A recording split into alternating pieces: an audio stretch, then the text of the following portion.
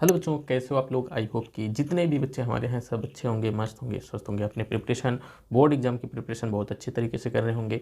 तो हम आज उन बच्चों के लिए जो अपना बोर्ड एग्ज़ाम की प्रिपरेशन कर रहे हैं, कुछ टिप्स हमारी तरफ से जो आपको एग्ज़ाम की तैयारी करने में बूस्टर का काम करेगा। तो आप और भी अच्छे तरीके से अपने एग्ज़ाम को तैयारी कर पाएंगे और अच्छा अंक अपने एग्ज़ाम में ला पाएंगे।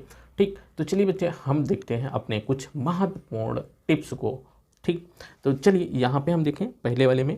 तो बोर्ड एग्ज़ाम की तैयारी करते समय अपने नोट्स को खुद ही बनाएं। मतलब मेरे बच्चे, जितना अभी तक आपने पढ़ा है अपना खुद का नोट्स खुद से स्वयं तैयार किए रहें, जिससे कि आपको कुछ भी डाउट ना रहे कि हाँ कहाँ पे क्या चीज़ें हैं, क्या चीज़ें नहीं समझ में आ रही हैं। उसमें आप टिक लगा लें। जो भी सब्जेक्ट वाले आपके सर हैं उनसे जाकर उस टॉपिक के बारे में या उस क्वेश्चन के बारे में अपने सर से पूछने का प्रयास करें और कोशिश करें वो आपका क्वेश्चन पूरी तरीके से क्लियर हो जाए, आपके मन में कोई भी डाउट ना रह जाए। ये तो हो गई अपने पहले वाले टिप्स की। अपना नोट्स खुद बनाएं, अपने हाथों से लिखें। राइटिंग पर ज़रूर ध्यान दें, क्योंकि उस पर राइटिंग ज़रूर अच्छी रहेगी तो उस पर नंबर बहुत ही अच्छे मिलते हैं। चलो हम चलते हैं दूसरे वाले टिप्स पे। कह रहा है कि बनाए गए टाइम टेबल को अच्छे से फॉलो करें। बनाया गया टाइम टेबल आपका, मैं भी आपको टाइम टेबल बनवा देता कि हाँ आप इस तरीके से इतने इतने समय में आप टाइम टेबल बनाइए और पढ़ाई करिए। लेकिन बच्चे, सबका अपना अलग अलग रूटीन होता है या सबके अपने घर में कुछ काम होते हैं, कुछ कहीं जाना हुआ, कहीं आना हुआ। मैं तो यही नहीं मानता हूँ कि हाँ सिर्फ आपको कॉलेज जाना या कोचिंग जाना सिर्फ इतना ही। मैं मानता हूँ कि आपको कुछ और भी काम हो सकते हैं, खेती का काम हो सकता है, कहीं आना है, कहीं जाना। तो आप अपने अनुसार शेड्यूल बनाएं और अपने अनुसार टाइम टेबल बनाएं। अपने अनुसार कब आप टाइम निकाल पाते हैं कि कौन सा सब्जेक्ट पढ़ने के लिए और किस समय आपका माइंड इतना अच्छा होता है, उस हिसाब से अपने सब्जेक्ट को रखिए और प्रत्येक सब्जेक्ट में टाइम दीजिए। किसी सब्जेक्ट को, जैसे आपको हिंदी अगर सरल लगती है तो कम टाइम दीजिए।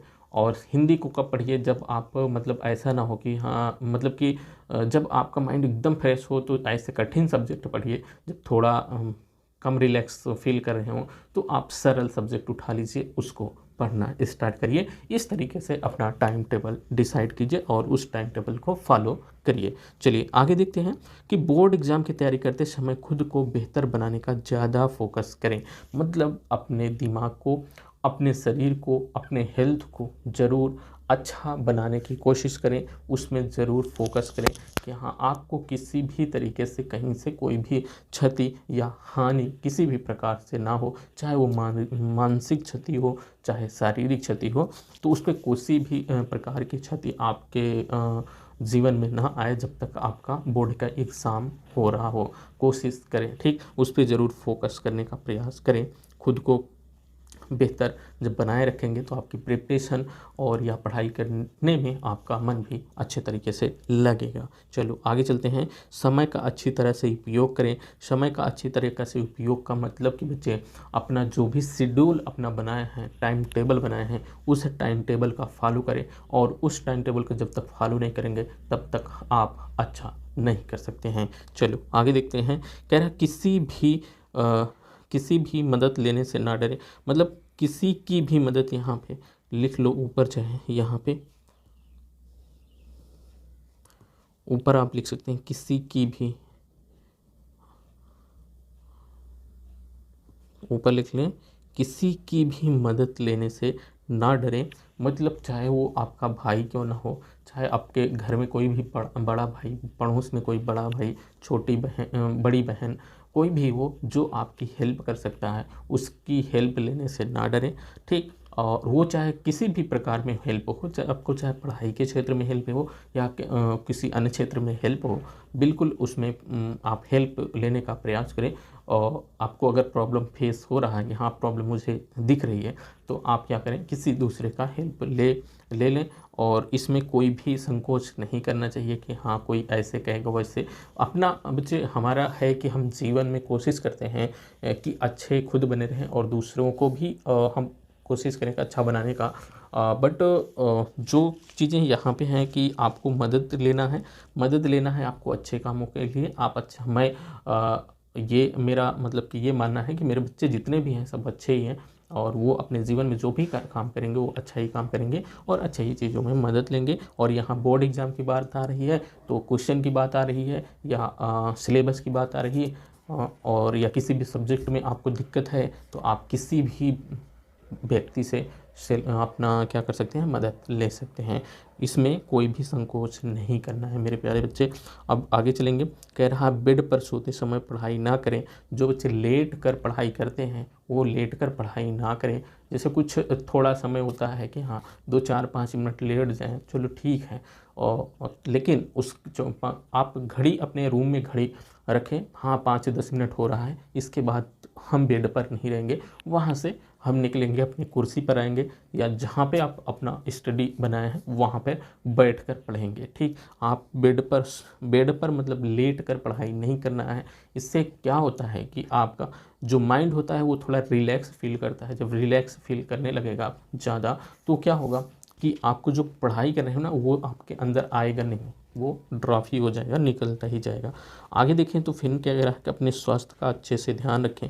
मैंने पहले ऊपर भी कहा कि आप अपने चाहे मानसिक शारीरिक कुछ भी क्षति हो रही है उस पर क्षति ना हो, इस पे ज़्यादा फोकस करने का अपने ऊपर प्रयास करें। तो अपना स्वास्थ्य हेल्थ पे ज़रूर ध्यान दें, अपने परिवार के हेल्थ पे ध्यान दें। हाँ, कोई भी ऐसा डिस्टरबेंस आपको एग्ज़ाम तक क्रिएट ना हो सके ऐसा कोशिश करें आपके घर में, और आपके साथ ऐसा माहौल बना रहे। चलिए आगे चलते हैं। रोज़ व्यायाम करें। रोज़ व्यायाम मतलब कि व्यायाम तो सभी बच्चों को हो ही जाता होगा, क्योंकि जो बच्चे दूर थोड़ा जाते हैं कोचिंग करने के लिए सुबह, उनका तो व्यायाम रेगुलर हो ही जाता है। तो उनको व्यायाम करने की कोई ज़रूरत नहीं है, खेलने कूदने की कोई ज़रूरत नहीं है, टहलने की कोई ज़रूरत नहीं है। कोई बच्चा है हमारा जो कक्षा 10 का है, 12 का है, वो साइकिल चला करके अपने कोचिंग को जाता है तो वो सुबह उठता ही है, 6 बजे उठ ही जाएगा। 6 या 7 बजे से उसकी ज़रूर कोचिंग होगी जो वो कोचिंग करने जाता होगा। और जब जाता है वहाँ पे ऑफलाइन कोचिंग करने जाता है तो वो क्या करे, व्यायाम करने की उसकी ज़रूरत नहीं है। उन बच्चों को ज़रूरत है थोड़ा से जो आप ऑनलाइन पढ़ाई कर रहे हैं, ऑनलाइन जैसे हमारे प्लेटफॉर्म यूट्यूब चैनल से अगर वो पढ़ाई कर रहा है, सुबह नहीं जा रहा है कहीं, तो क्या कर सकता है, थोड़ा से ऊपर छत पे जाए, कहीं भी टहल के थोड़ा से आ सकता है, जिससे कि उसके शारीरिक व्यायाम हो जाए और वो रिफ्रेश महसूस करे, अपने को एकदम फ्रेश महसूस करे। चलो आगे देखें। मन को हमेशा स्थिर रखें। मन को स्थिर रखने का मतलब क्या है कि बच्चों, मन का आपका स्थिर कब होगा, जब आपकी संगत क्या होगी, अच्छा होगा। संगत का मेरे कहने का मतलब कि ये है कि आपके आसपास पड़ोस के कैसे व्यक्ति हैं, और आपका जो सर्कल मतलब कॉलेज में स्कूल में आपका सर्कल क्या है, आपके कोचिंग में सर्कल क्या है। सर्कल का मतलब आपके जो दोस्त हैं वो किस प्रकार के आपने दोस्त का चुनाव किया है। अगर दोस्त आपके अच्छे हैं तो आपका माहौल भी अच्छा होगा, जब माहौल अच्छा होगा तो आपका माइंड भी अच्छा होगा। देखो माइंड का एक फंडा है।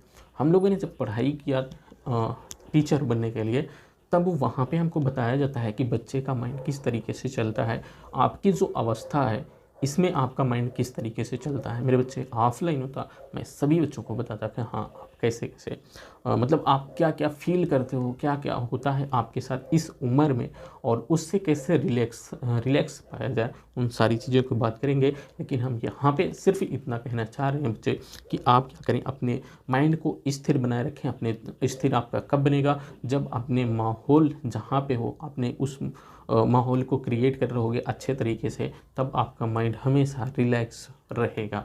चलिए ये हो गया आपके स्थिर, हमेशा अपने माइंड को कैसे स्थिर रखना है उसकी बातें हो गई। पौष्टिक भोजन से मतलब ये है आपके पास जो भी भोजन है वो सारी चीज़ें पौष्टिक हैं, चाहे वो छोटा हो चाहे बड़ा हो। ठीक, मतलब छोटा बड़ा का मतलब चाहे वो गरीब हो अमीर हो, सबके पास जिस तरीके से भोजन है उसको करें। बहुत ही ज़्यादा भोजन ये ना करें कि बहुत ही ज़्यादा हम भोजन करें, थोड़ा थोड़ा भोजन करें। हम एक के बजाय 2 बार भोजन कर लेंगे टाइम ड्यूरेशन के साथ, 4 घंटे 3 घंटे बाद, लेकिन हम थोड़ा ही थोड़ा भोजन करेंगे। और पौष्टिक भोजन से मतलब ये है कि ज़्यादा तरीके मतलब आप हरी सब्जियों को खाने का प्रयास करेंगे, तेल मसाले से बचने का प्रयास करेंगे, जिससे कि आपका ना पेट खराब हो, ना कोई भी आपके हानि ना हो आपके शरीर में, ऐसे भोजन करने का प्रयास करेंगे एग्ज़ाम तक, ठीक। और हार्ड नहीं, हमेशा स्मार्ट वर्क करें।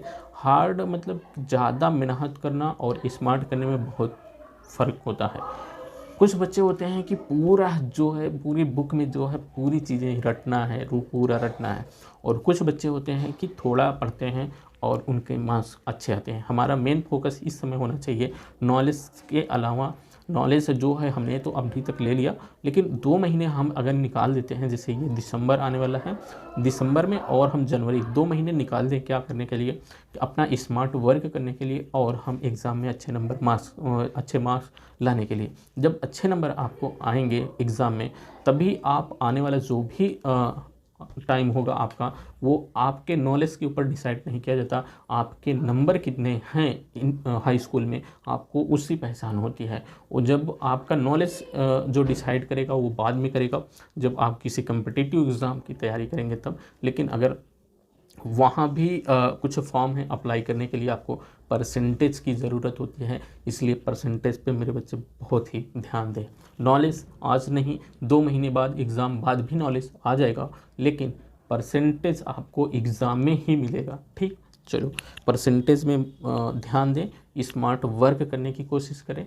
स्मार्ट वर्क मतलब ये हो गया कि एग्ज़ाम में अच्छे मार्क्स लाने के लिए स्मार्ट वर्क कैसे करेंगे, मतलब आपको देखना है किस चैप्टर से कितने अंक हमारे एग्ज़ाम में पूछे जाते हैं। प्रीवियस ईयर पेपर को रखना है और प्रीवियस ईयर पेपर में सभी चैप्टर के टॉपिक देखना है, और उस टॉपिक से कितने अंक के किस ईयर आपके एग्ज़ाम में क्वेश्चन पूछे गए हैं उसको ध्यान देना है, ठीक। तो आपका ये हो जाएगा स्मार्ट वर्क। जब इस तरीके से पढ़ाई करेंगे तब जा कर के आपको अच्छे नंबर आने वाले हैं। चलिए आगे देख लेते हैं।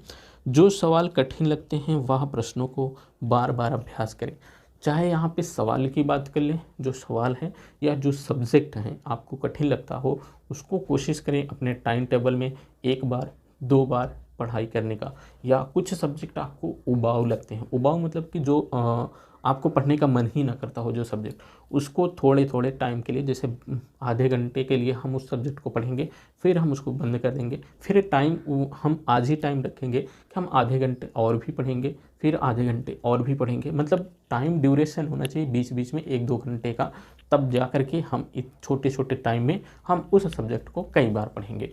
आपका मन भी नहीं, मतलब ऊब भी नहीं लगेगी, और आपका वो सब्जेक्ट जो कठिन है वो तैयार भी होता चलेगा, ठीक। यहाँ पे हम बात कर लिए बोर्ड परीक्षा में जो प्रश्न आते हों वह प्रश्न पहले सॉल्व करें। ये तो बोर्ड परीक्षा क्या हो गई है, इसके बोर्ड परीक्षा कैसे देना है, कौन से क्वेश्चन सॉल्व करना है, ये सब बातें हम बोर्ड एग्ज़ाम से पहले ज़रूर करेंगे, आपके लिए आएगा। आगे देख लेते हैं। बोर्ड परीक्षा में हमेशा अच्छे हैंड राइटिंग लिखें। हैंड राइटिंग देखो, बोर्ड परीक्षा में नहीं, अभी से ही आप प्रयास करोगे तब जाकर के बोर्ड परीक्षा में अपने हैंड राइटिंग को लिख सकते हो। और इसलिए मैं इस टॉपिक पर ज़्यादा फोकस कर रहा हूँ, ऊपर वाले टॉपिक पे कम फोकस किया कि हाँ प्रश्न आते ही वह सॉल्व करना है कि नहीं करना, उसको हम बोर्ड परीक्षा में क्या करना है उसको हम बाद में डिस्कस करेंगे। लेकिन यहाँ पे जो है हैंड राइटिंग वाली बात है, हैंड राइटिंग आपको बोर्ड एग्ज़ाम में अच्छा नहीं कर सकते जब तक कि आप आज से स्टार्ट नहीं करोगे। जब आज से स्टार्ट करोगे तभी जा करके आप बोर्ड एग्ज़ाम में अच्छा हैंड राइटिंग कर पाओगे। ये नहीं कि आज हम ऐसे ही घसीट मचाए हुए हैं, अब हम बोर्ड परीक्षा में सोचें कि हम बहुत ही अच्छा हैंड राइटिंग लिख सकते हैं, तो आप बच्चे नहीं लिख सकते हो, ठीक। चलो आगे देख लेते हैं। कम रोशनी में पढ़ाई कभी ना करें। कम रोशनी में पढ़ाई करने से आपको थकान की महसूस होगी, ज़रूर होगी मेरे बच्चे, और उसमें आपको क्या करना पड़ेगा, ज़्यादा कंसंट्रेशन मत ध्यान देना पड़ेगा अपने बुक में कुछ भी। तो कम रोशनी में पढ़ाई ना करें, एकदम इन्जॉयफुल होकर के, एकदम रिलैक्स होकर के पढ़ाई करना है, तो रोशनी की अच्छी व्यवस्था ज़रूर करके रखें। मॉडल पेपर से ज़्यादा प्रैक्टिस करें। मॉडल पेपर और प्रीवियस ईयर पेपर दोनों यहाँ पे लिखना, सिर्फ मॉडल पेपर नहीं, मॉडल पेपर और प्रीवियस ईयर पेपर दोनों ही रखेंगे, और उससे आप क्या करेंगे, तैयारी करेंगे। ये मॉडल पेपर और जो मॉडल पेपर होता है और प्रीवियस ईयर पेपर का मतलब जो पिछले वर्ष, चाहे वो 2022 में हो, 21 में हो, 20 में हो, 19 में, जो पेपर पहले आए हुए हैं उनसे क्वेश्चन को सॉल्व करें या उनके प्रश्न को सॉल्व करें। ये मैं बच्चे सिर्फ मैथ वालों को नहीं कह रहा हूँ, सभी सब्जेक्ट के बच्चों के लिए कह रहा हूँ। तो आप उनसे सॉल्व करें। और मॉडल पेपर जो होता है कि बनाया जाता है कि आगामी जो आपका परीक्षा होगी उसमें क्वेश्चन किस तरीके से पूछे जाएंगे, उस तरीके उसके हिसाब से मॉडल पेपर बनाया जाता है।